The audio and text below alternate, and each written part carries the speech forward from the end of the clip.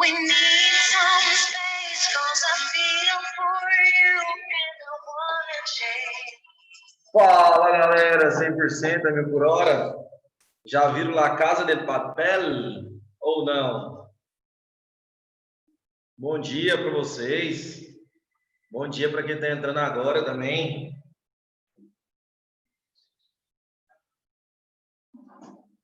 Vocês estão bom?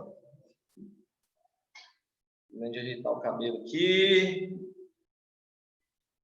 Bom dia, gente. Bom dia para todo mundo. Fala bom dia aí no chat aí. Caio, fala bom dia aí, Caio. Ivana. Aline. Vamos participar da aula. Ó, o Caião tá atento, Caio. Massa. Bora aqui para nossa aula de fisiologia vegetal. Beleza? Galerinha, lembrando para vocês que a gente já fez um check-up de evolução de todos os grupos vegetais, briófitas, pteridófitas, gímeo e anjo. Fizemos também os ciclos reprodutivos, falando um pouquinho de genética, falamos como que aparece isso aí nas avaliações, e falamos ali a parte da anatomia, que são lá, né, da raiz, caule, folhas, que são as partes do vegetal também, já finalizamos. E agora entramos na parte de fisiologia vegetal. Na semana que vem, dentro de fisiologia vegetal, nós vamos ver a parte dos hormônios. Hoje nós vamos ver um pouquinho da condição de seiva novamente. Já vimos um pouco da anatomia, então faz esse gancho aí com a parte da anatomia. Então, algumas informações elas vão ficar mais recorrentes aí para a gente. Beleza? Então, fisiologia vegetal é nosso tema da aula de hoje. Vamos entrar com condição de seiva.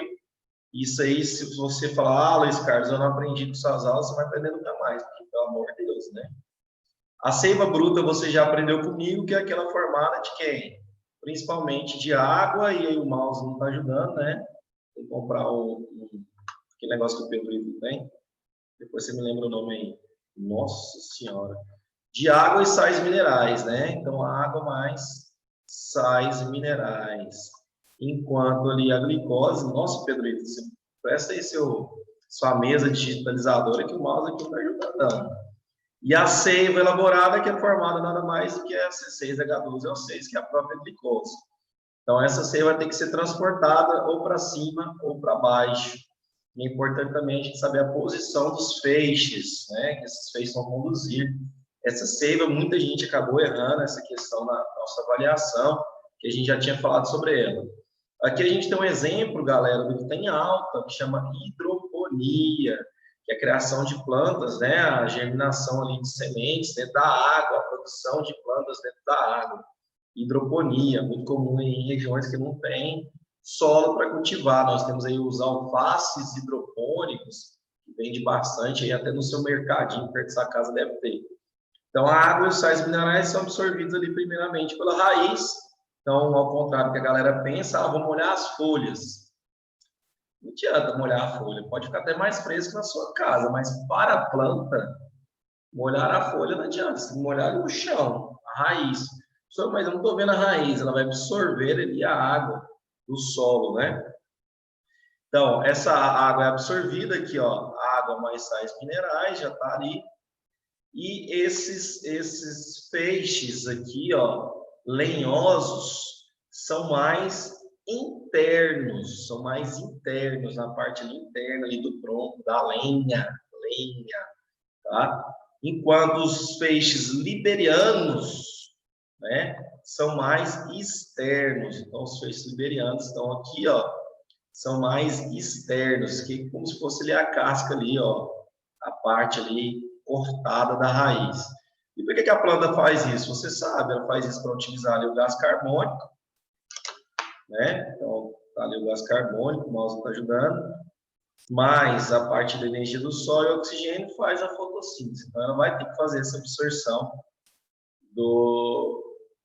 da água e dos sais minerais. Beleza? O computador laser está melhor?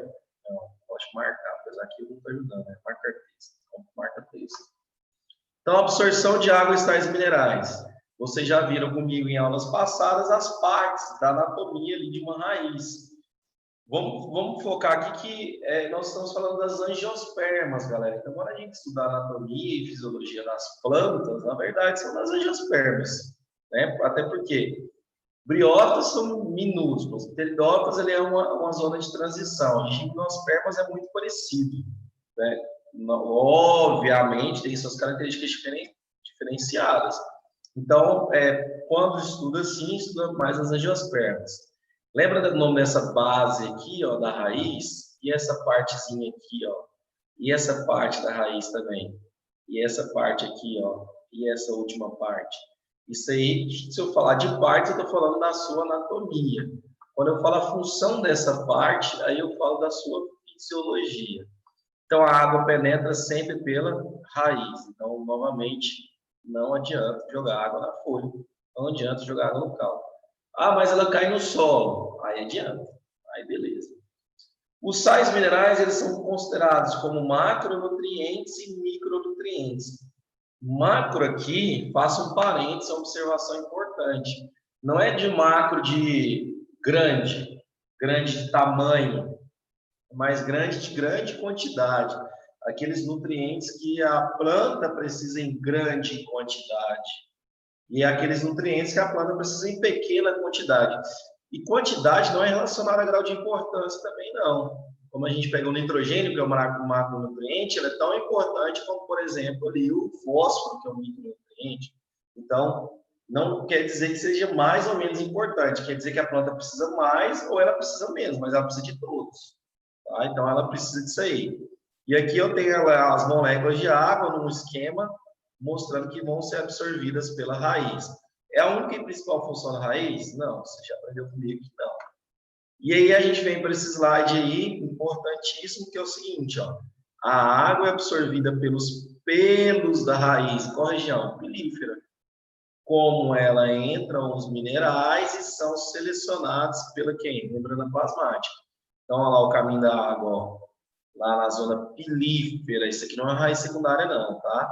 E ali as células, as células vegetais ali.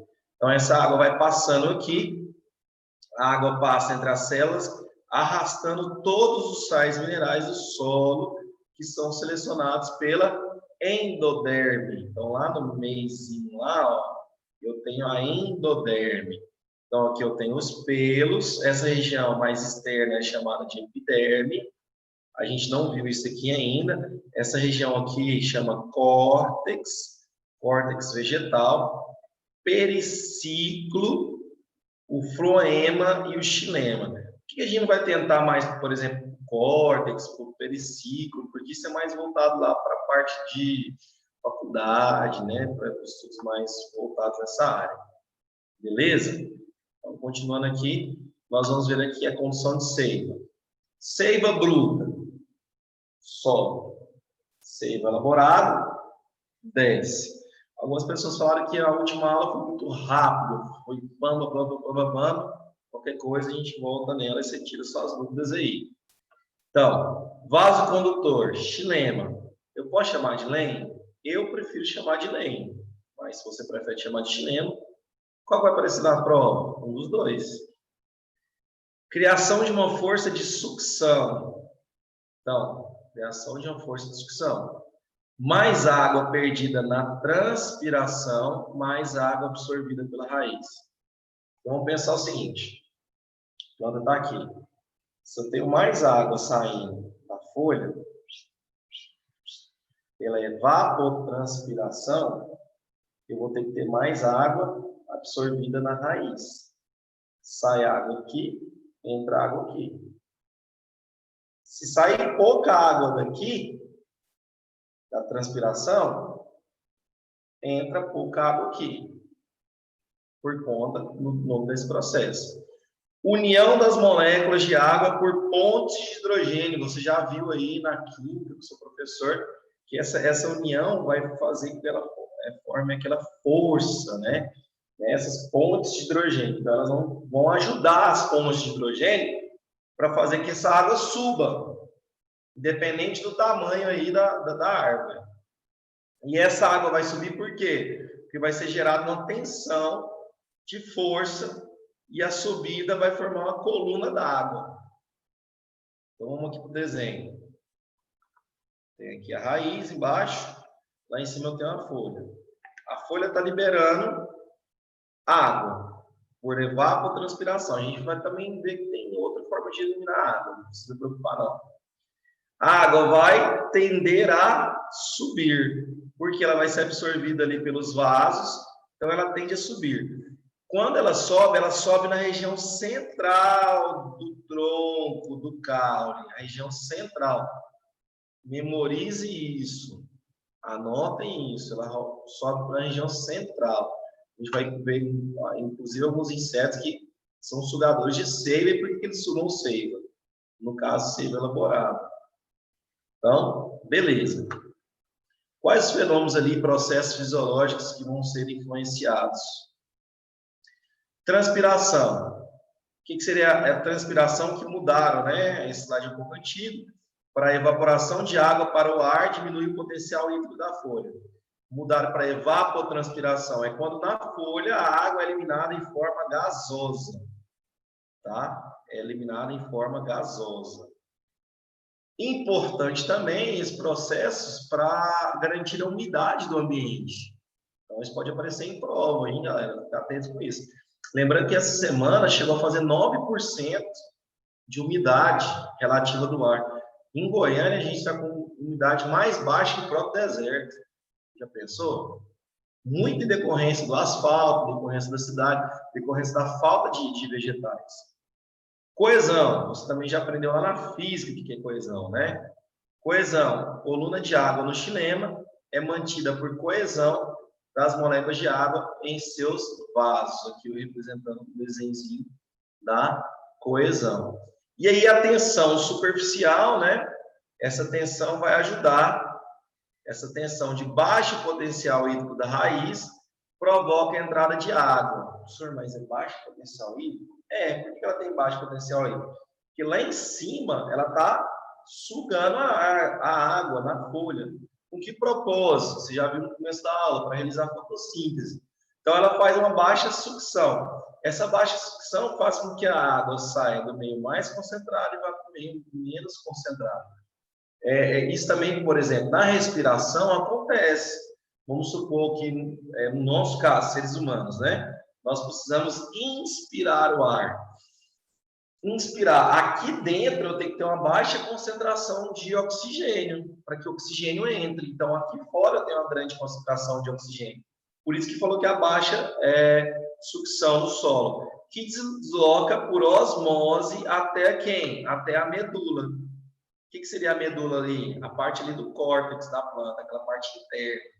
Aqui nesse desenho a gente vai ver depois e falar sobre os estômatos também, que é através dos estômatos que vão acontecer a evapotranspiração. Continuando. Outro processo de eliminar água, só que nesse caso aqui, eliminar água a partir da forma líquida, né? Que é chamado de glutação ou sudação. Pode chamar de sudorese? Não, não pode chamar de sudorese. Sudorese é relacionado aos mamíferos em geral. É a eliminação da água pela folha. Já viu aquela expressão ali você está andando de manhã e está toda molhada a grama? Que fala o orvalho da manhã. Obviamente que a umidade garante também que as moléculas de água passem do estado gasoso para o estado líquido, um processo chamado de condensação. Beleza. Mas a própria folha, num processo chamado de glutação, produz esse orvalho também, ó. Olha lá, a fotografia ali da gotinha de água. Então, esse processo, inclusive, é usado aí em técnicas de sobrevivência, né? Não sei se já foi escoteiro na vida, ou já serviu o exército. Nas técnicas de sobrevivência, uma dessas maneiras aí de sobreviver é captar água pela sudação aí, pela glutação das folhas. Olha que bonitinho aqui, ó. Olha o tanto de água sendo eliminada. E aí você tem que ficar atento que é o seguinte: quando ela vai ser eliminada? Onde ela vai ser eliminada? Ela vai ser eliminada pelos estômatos, ó. Estômato. Isso aqui é uma fotografia de um microscópio muito potente, que está mostrando os estômagos, que parecem célulazinhas do feijão, né? Então, quando ele está aberto e quando ele está fechado. Então, suponhamos que isso aqui seja o estômago. Estou no período de seca. Eu posso deixar ele aberto? A planta, fisiologicamente, vai funcionar bem se ele estiver aberto no período de seca? Não, porque quando ele está aberto, ele perde água. Por que faço essa matéria? Então, no período de seca, qual é a tendência do estômago? Fechar. Já em períodos de muita chuva ou de grande quantidade de água, o estômago vai ficar aberto para perder a água. Então, se ele ficar fechado, ela sofre um estresse hídrico. A planta sofre um estresse hídrico, pode acabar morrendo. Então, ele tem ali que abrir, tá?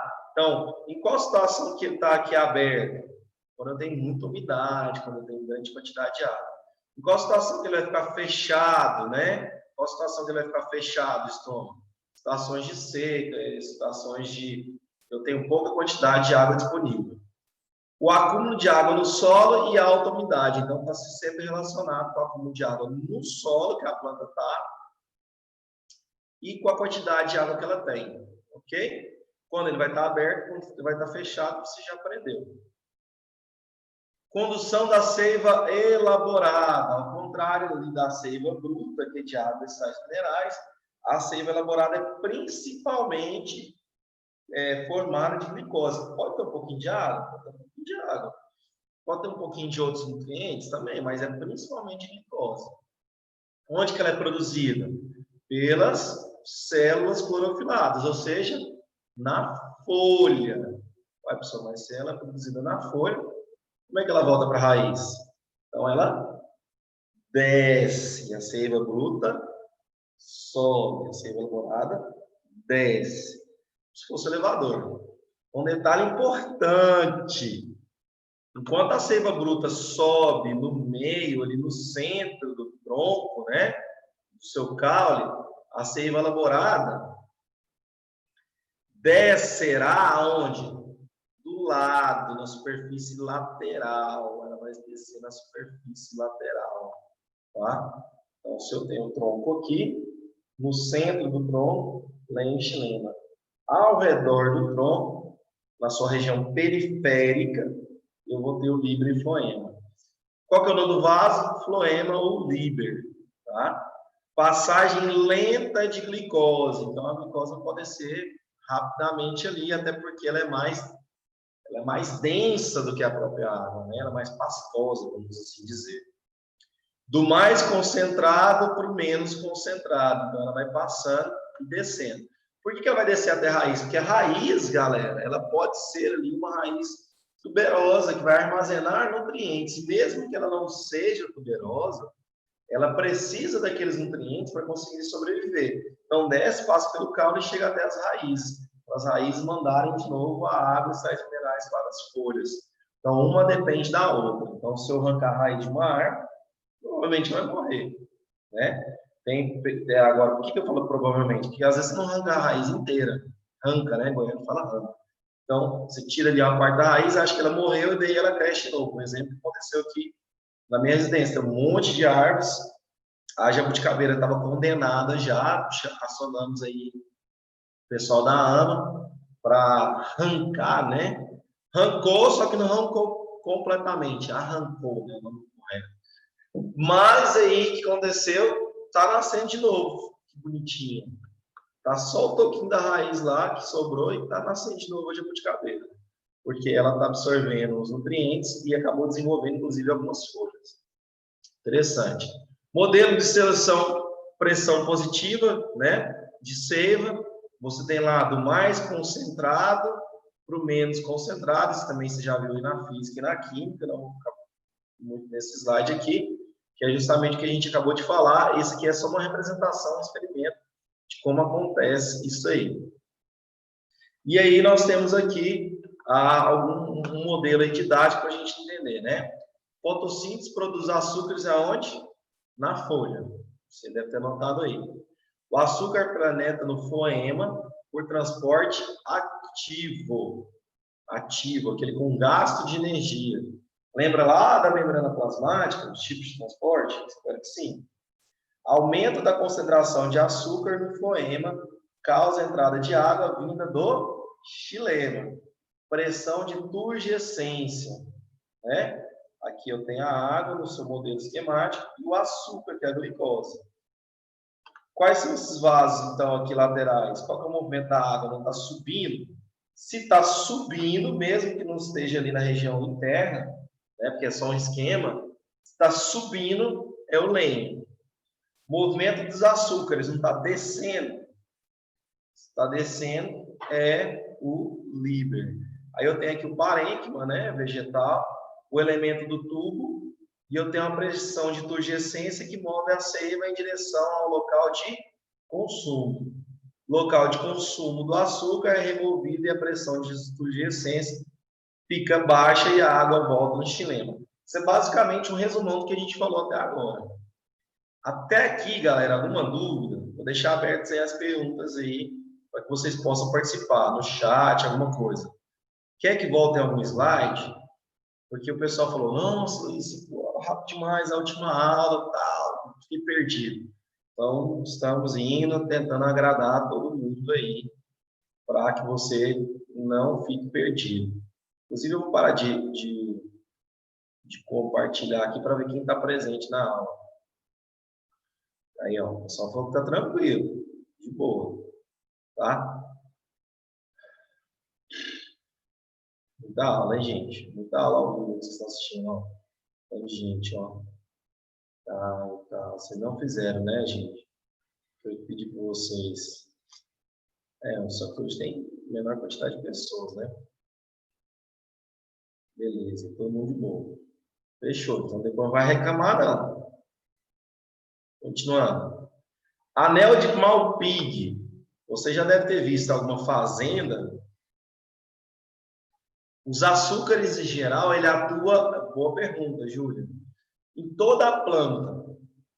Então vamos supor aqui que eu estou pegando a questão de vestibular, que falou da batata inglesa. Onde que ele está atuando mais, Ju? Se for a batata inglesa. No caule, na folha ou na raiz? Qual que você acha?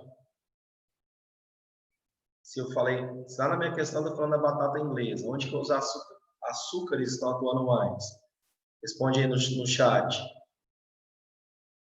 Na raiz, pois a batata inglesa e a batata doce sempre gera essa dúvida. Não é na raiz. A batata inglesa é um caule. Quer dizer que teve um acúmulo de açúcar, né, de nutrientes em geral, não só a glicose, no caule.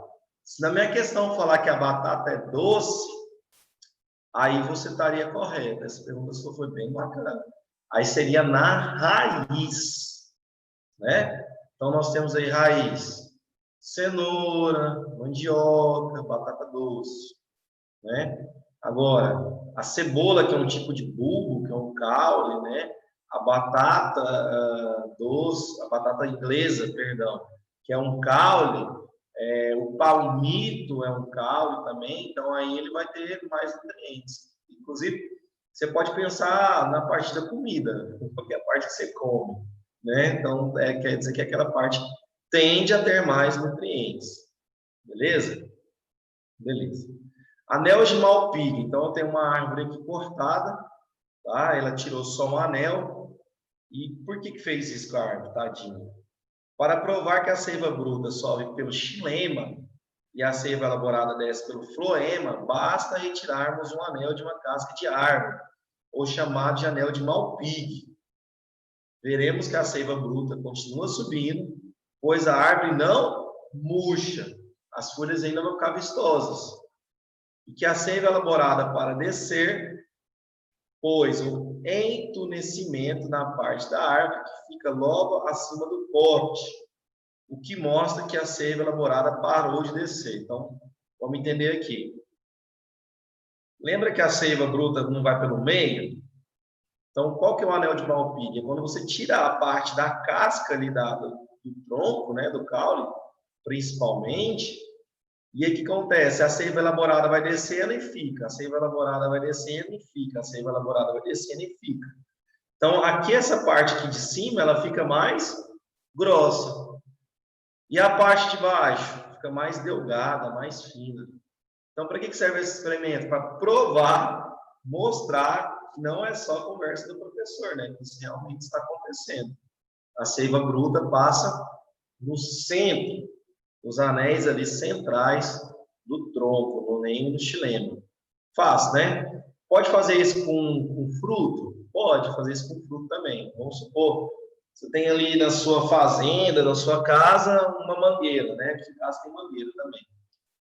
E aí você tem uma manga, você na manga vai lá no caulezinho dela, no pedúnculo, na verdade, tira só a casquinha, um anel de malpique, né? Dessa manga número 1, e na manga número 2 você deixa o anel de malpique, você não tira ele não. A manga número 1, como não recebe ali nutrientes, tende a murchar. É um experimento aí que você faz para provar, beleza? Caso você faça esse experimento e resolva, né? Eu era muito assim, gente, ensino médio. O professor falava de biologia, eu ia lá fazia. Eu achava massa fazer isso. Teve um processo de extração de clorofila besta, lá na quinta série. Pegava álcool 70, colocava algumas folhinhas, eu na época eu lembro certinho, coloquei folha de jabuticabeira e fazia a maceração ali das folhas no recipiente, coloquei um copo de vidro, e a maceração é amassar a folha. E aí extrai esse clorofila, a água fica verde. Nossa, fiquei maravilhado. Nossa, extrair a clorofila. Então, foi uma das coisas que começou a me chamar a atenção para a biologia, né? Eu faço um parênteses aqui, eu tirei a primeira nota minha na quinta série rosa, que eu fazia lá no colégio, no centro. Tirei 0 em ciência, 0. E a professora falou para mim, você é burro, hein? Você nunca vai conseguir tirar um 10 desse jeito. Ô menino burro. Veja, gente, naquela época, já pensou o que eu fiz? Chorei largado. E aí na próxima prova eu estudei pra caramba, consegui tirar 10, gente. Aí ela achou que eu colei, mandou eu refazer a prova só eu e ela. Era mudanças de estado físico da matéria, solidificação, fusão, sublimação, aí vai. Ixi, tem tempo esse aí, hein? Agora, qual que é a importância biológica disso aí, ó? No caso de alguns insetos, né? Observe esse inseto aqui, é um inseto sugador. Onde que ele está furando ali na árvore? Justamente ali no anel de Malpighi, né? Porque ele sabe, ó, inseto safadinho. Ele sabe ali que ele vai ter uma seiva. Pulgão faz muito isso. Então ele fura ali a folha, fura ali o pedúnculo ou o caule, e a partir disso aqui ele vai retirando a seiva. Na verdade, ele não fura a folha, porque a folha, na verdade, está realizando fotossíntese. As lagartas, né, elas acabam comendo a folha para virar borboleta, algumas, nem todas. E daí ele vai furar ali para tirar justamente, ó, o açúcar para ele conseguir sobreviver. E tem aqui a foto provando que não é só o pulgão, né? Tem outros insetos também que fazem isso. Fotossíntese, basicamente, você já sabe que é a capacidade da planta de produzir seu próprio alimento. Faço parênteses aqui, por conta da quimiossíntese, que também é um processo que os animais, que as bactérias conseguem produzir seu próprio alimento, e é um processo autotrófico. Ocorre principalmente nas folhas. Por quê? Se eu tenho um galinho ali, um caulezinho verde, esse caulezinho também pode fazer fotossíntese, tá? Consiste em transformar energia luminosa em energia química. Isso aqui a gente já viu nas aulas. Galera, já caiu no Enem, e aí fisicamente falando agora com vocês, eu precisava que vocês soubessem isso aí já de física. São os espectros de ondas, né? Como que ali é o espectro da onda, tá? Então, absorção de luz de diferentes comprimentos de onda. Então, vejamos aqui, ó. Olha lá, onde eu tenho roxa, azul, ele é muito absorvida, tá vendo? Aí eu já vou do azul para verde, ela já cai, aí vai na amarela ali para vermelha, sobe, vermelha absoluta desce de novo. Uai, professor, mas na verde cai, ó, relative rate fotossíntese, a taxa relativa da fotossíntese, né? Por que na verde cai? Porque a folha é verde, então ela absorve o espectro verde. Na verdade, ela reflete o verde. Estou de preto agora. Você sabe que fisicamente o preto ele está absorvendo todas as luzes, né? Enquanto o branco está refletindo todas as luzes. Bate e sai todos os espectros. Então, ali para a fotossíntese realizada, né, qual seria o espectro de onda melhor para ela? Entre o roxo e o azul. Entre o amarelo e o vermelho, o espectro de onda também aumenta a taxa de fotossíntese. Tá? Então, velocidade maior na azul e na vermelha. Mas o vermelho absoluto? Não, o vermelho é entre o amarelo e o vermelho. O verde reflete, ele não absorve. Já caiu muito isso, gente, em prova. Estava lá em relação à quantidade de fotossíntese. E aí, qual que é o espectro de luz que mais absorve? Você, pô, a planta é verde, a folha é verde, vai ser o verde. Não, não é o verde. Então, fisicamente falando, é isso. Beleza? Fácil, né? Demais esse esquema aqui. Lá na clorofila, né? Nós temos lá aqui os cloroplastos, né? Os cloroplastos são formados de clorofila. Nós temos essa região do líquido aqui que chama de estroma. E nós temos essas moedinhas aqui que chama de tilacoides, né? Parece bolachas verdes, né? Pigmentos responsáveis pela absorção da energia luminosa, semelhantes à hemoglobina, no caso dos animais, elas podem ser comparadas à hemoglobina. Parênteses importante. Galera, o Enem, ele costuma cobrar em organelas citoplasmáticas ou o cloroplasto ou a mitocôndria. Por quê? Ele gosta dos dois? Aí eu gosto mais do mitocôndria. Eu gosto mais do cloroplasto. Não, é porque a mitocôndria e o cloroplasto têm material genético próprio. Então, são as duas organelas que mais aparecem no Enem. Nós temos 5 tipos de clorofila: a B, a C, a D e a E. Qual que cai mais? A A, o pessoal também chama ela de alfa.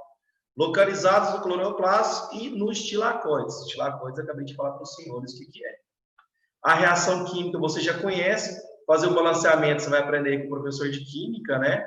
Isso aqui é o coeficiente estequiométrico da reação da fotossíntese. Aqui é 1 quando não aparece. E eu tenho lá 12 moléculas de água para 6 moléculas de gás carbônico, produzindo 6 moléculas de oxigênio, 1 molécula de glicose, mais 6 moléculas de água.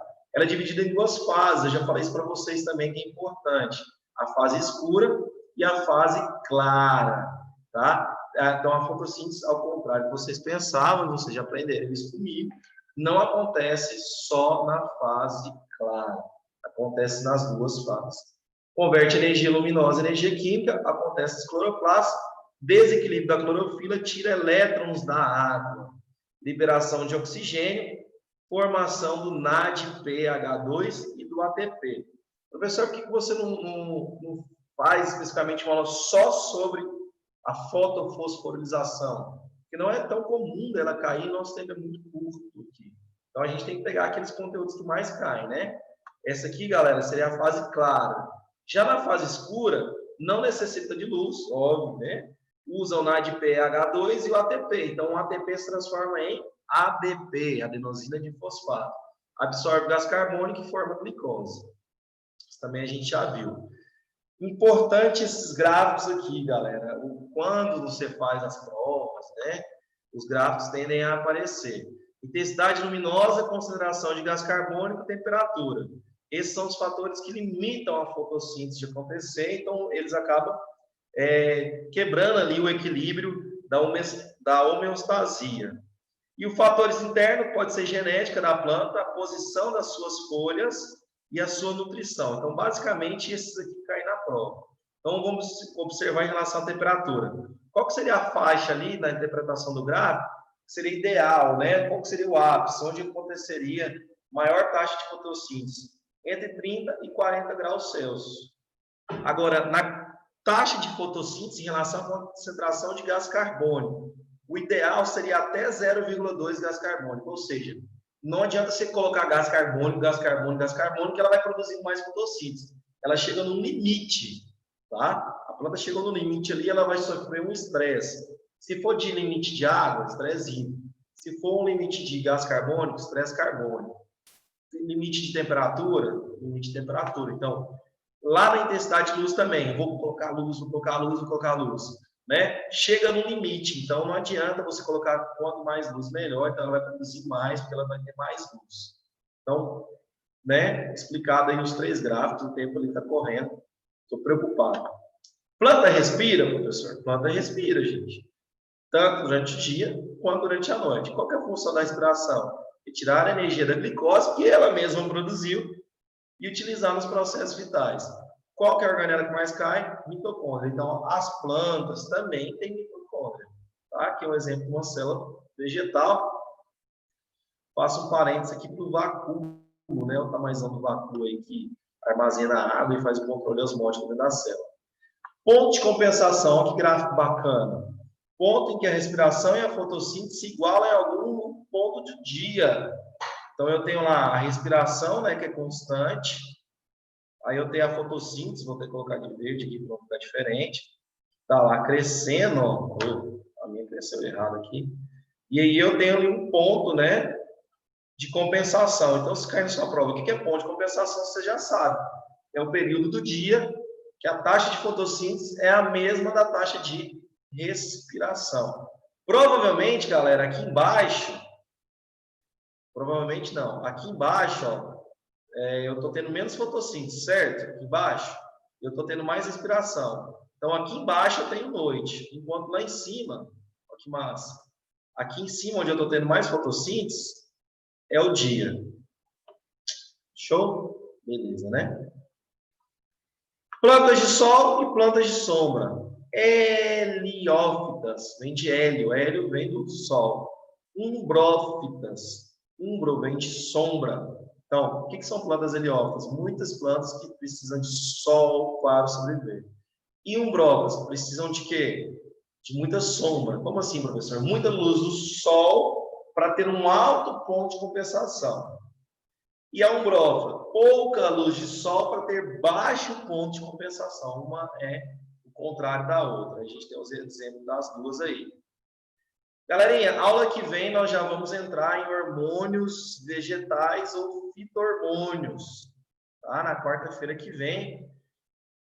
Muita gente não vai gostar, porque são muitos nomes diferentes, mas se você já quiser dar uma adiantada em auxina, citocinina, não é citonina, em etileno, em ácido ascórbico, pode. A gente vai falar aí de hormônios vegetais na nossa próxima aula. Alguma pergunta? Essa foi devagarzinho, né? No final, dá uma acelerada aí para não ter problema. Falta um minuto para a aula terminar. Fiquem com Deus. Vamos embora. Valeu? Ou não valeu? Acho que sim, hein? Dá tchau aí no chat, gente. Dá tchau. Só a Amanda deu tchau. Até a semana que vem com hormônios vegetais.